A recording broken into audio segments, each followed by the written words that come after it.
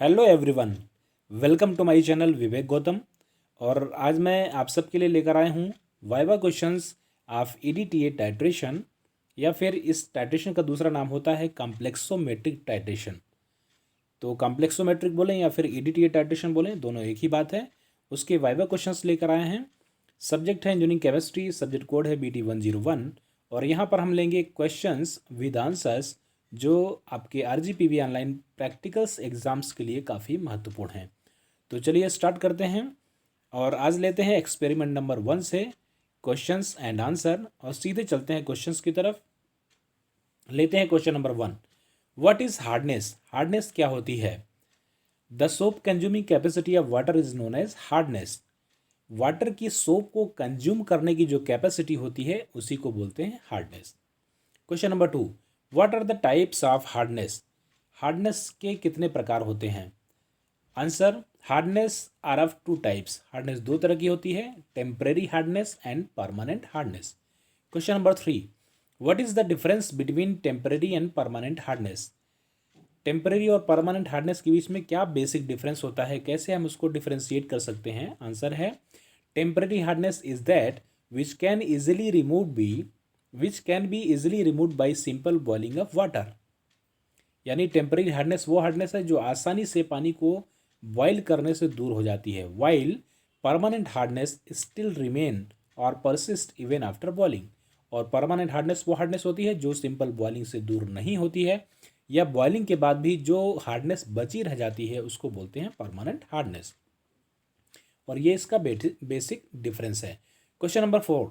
What are the units of hardness? Give the relation among them. Hardness की कौन कौन सी units होती हैं और उनके बीच में क्या रिलेशन होता है, तो देखते हैं। हार्डनेस की यहाँ पे 4 बेसिक यूनिट्स हैं। पहली है ppm, जिसको बोलते हैं पार्ट्स पर मिलियन। दूसरी है मिलीग्राम्स पर लीटर, जिसका मतलब होता है मिलीग्राम्स पर लीटर। तीसरी है डिग्री क्लार्क एंड चौथी है degree French are the units of hardness. और इनके बीच रिलेशन क्या है, नीचे वन लाइन में दिया हुआ है। 1 ppm equals to 1 milligram per litre equals to 0.07 degree Clark equals to 0.1 degree French. इस रिलेशन के थ्रू हम किसी भी यूनिट को दूसरे यूनिट में आसानी से कन्वर्ट कर सकते हैं। क्वेश्चन नंबर 5 लेते हैं। What is EDTA? For the titration purpose only di or tetrasodium salt are used why. EDTA क्या होता है, और EDTA टाइट्रेशन के लिए हम डाई सोडियम या टेट्रासोडियम साल्ट ही क्यों यूज़ करते हैं, रीज़न बताना है। तो सबसे पहले जानते हैं EDTA क्या होता है। EDTA is a polydentate chelating agent.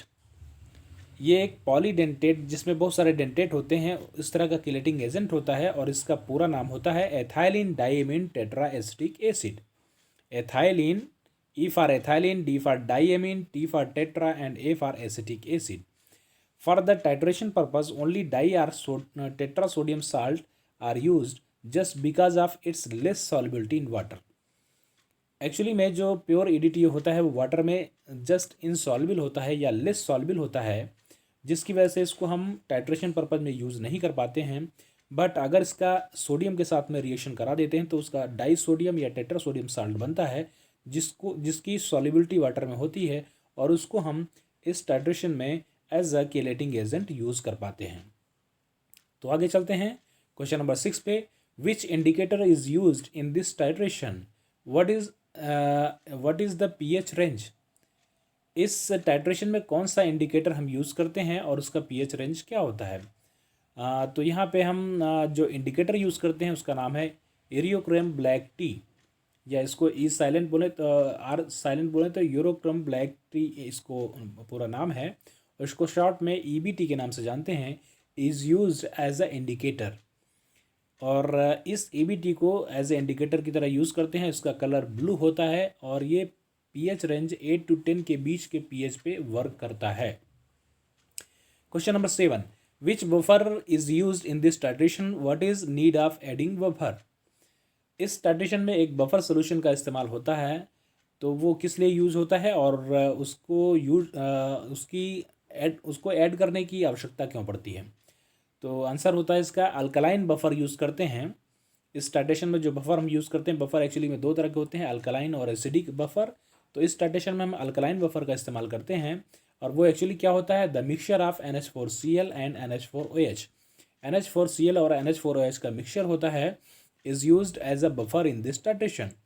Buffer is used in this titration for maintaining the pH of solution. और बफर का इस्तेमाल हम यहाँ पर pH को मेंटेन करने के लिए करते हैं, और pH कितना मेंटेन करते हैं, 8 to 10। The reaction of titration proceeds at 8 to 10 pH। और जो भी इस टाइट्रेशन की रिएक्शन होंगी वो सारी की सारी रिएक्शन 8 से 10 pH पर ही वर्क करती हैं। और इंडिकेटर भी जो रोल प्ले करता है वो भी इसी खास pH पर ही वर्क करता है, इसलिए हमें इस तरह के बफर की ज़रूरत पड़ती है। Question number 8, what do you understand by complexometric titration. Complexometric titration से आप क्या समझते हैं? आंसर है, in this titration complexes are formed. इस टाइट्रेशन में कुछ कॉम्प्लेक्स बनते हैं, so it is called complexometric titration, इसलिए उसे कॉम्प्लेक्सोमेट्रिक टाइट्रेशन बोला जाता है। और कॉम्प्लेक्स कैसे बनते हैं वो आगे क्वेश्चन में है। What type of complexes are formed in this titration. इस टाइट्रेशन में किस तरह के कॉम्प्लेक्सेस बनते हैं? आंसर है, there are 2 types of complexes form. यहाँ पे 2 तरह के कॉम्प्लेक्स का फॉर्मेशन होता है। First is unstable complex between metal ion and EBT। एक पहला जो कॉम्प्लेक्स बनता है वो अनस्टेबल नेचर का होता है, यानी आसानी से ब्रेक हो जाता है, और वो बनता है मेटल आयन और EBT के बीच। EBT एक्चुअली में इंडिकेटर होता है, और मेटल आयन जो वाटर में as a hardness causing cations होते हैं उनको मेटल आयन बोलते हैं। For example calcium and magnesium.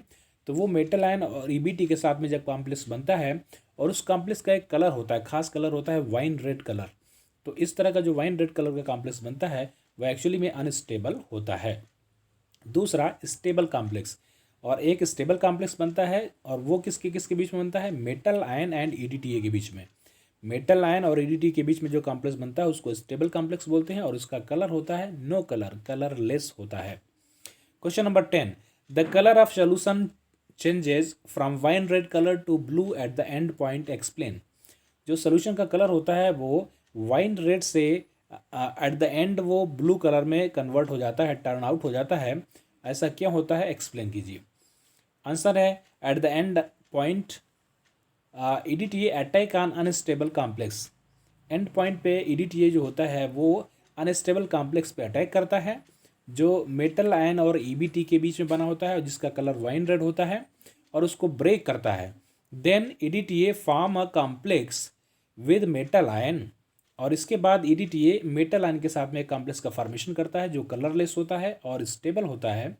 After then EBT will be set free, और इसके बाद जो EBT एसोसिएट होता है अनस्टेबल कॉम्प्लेक्स के साथ में वो फ्री हो जाता है, and appears in its original colour blue, और वो अपने जो उसका वास्तविक कलर होता है ब्लू कलर में रीअपियर हो जाता है।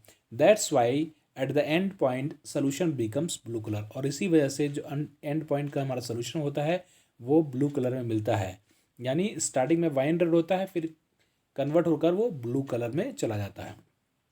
ओके, चलते हैं अगले क्वेश्चन की तरफ। Question number 11, what are the metal ions are involve in this titration. इस टाइट्रेशन में कौन कौन से मेटल आयन इन्वॉल्व होते हैं? तो आंसर है इसका, mostly calcium and magnesium metal ions are used या इन्वॉल्व। इस टाइट्रेशन में मोस्टली हमें कैल्शियम और मैग्नीशियम के ही कैटायंस देखने को मिलते हैं, और यही मेटल आयन कहलाते हैं।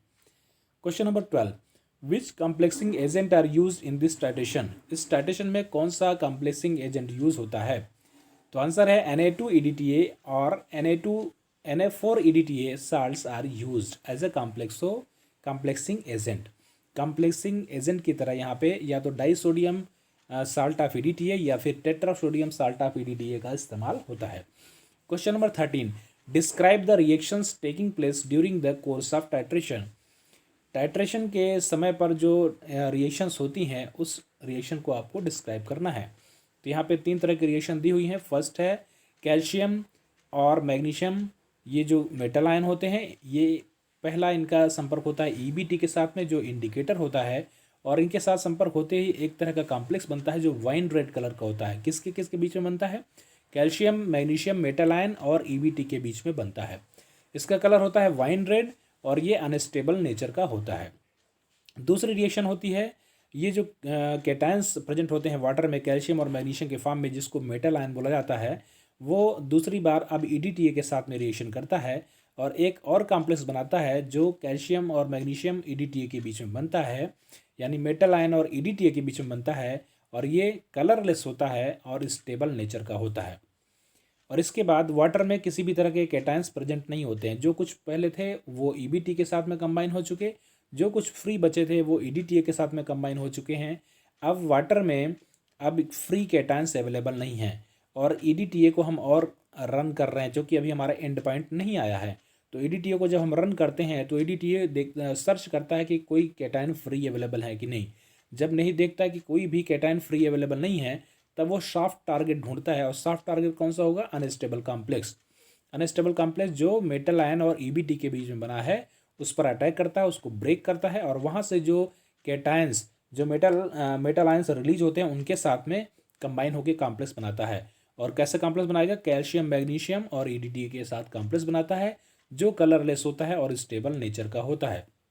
लेकिन साथ ही साथ इस अनस्टेबल कॉम्प्लेक्स के ब्रेक होने से EBT जो होता है वो फ्री होता है, और EBT फ्री होकर अपने ओरिजिनल कलर ब्लू कलर में रीअपियर हो जाता है, blue colour eight the end point. So the solution becomes blue at the and. इसलिए हमारा सोल्यूशन लास्ट में जो है ब्लू कलर का मिलता है। Okay, thanks for watching.